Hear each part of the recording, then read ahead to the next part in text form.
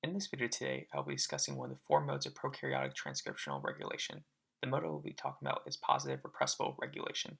We start out with our prokaryotic DNA strand that will consist of a promoter region, which initially binds RNA polymerase to allow for transcription, our operator, which can bind a repressor or activate protein with or without a small effector molecule, the cancel or continued transcription, and finally our structural genes, which are transcribed and translated into proteins that carry out specific functions in the individual organism.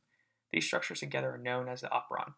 Now that we understand how an operon works, let's discuss how positive repressible regulation affects the level of transcription within prokaryotes. Within this illustration, we have an activator gene which transcribes and translates our active regulatory protein, an activator.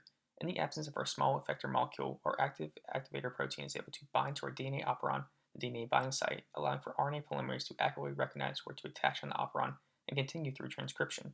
This process ultimately activates transcription and allows for our structural genes to be transcribed and translated into proteins. In the presence of our small effector molecule, this process creates a repressible reaction where this molecule binds to the active activator protein. This bind will cause this protein to make a conformational change in shape, becoming an inactive activator protein. This inactive protein is not able to bind to the operator region of our DNA operon, inhibiting RNA polymerase from recognizing where to properly bind to the promoter region and thus turn off transcription. In order to understand positive repressible regulation a little better, I have created a helpful analogy which I hope helps with your understanding.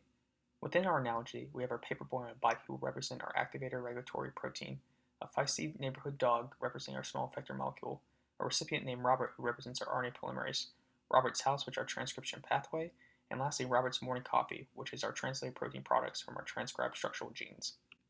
If our active activator paperboy is able to ride through the neighborhood without a feisty dog chasing him, he will be able to deliver a newspaper to Robert's front door, in this case the operator. Robert is then able to take the newspaper inside and read it while sipping his morning coffee. If our inactive activator paperboy is suddenly chased by a feisty neighborhood dog who bites and pops the boy's back tire, he is not able to properly deliver the newspaper to Robert's front door.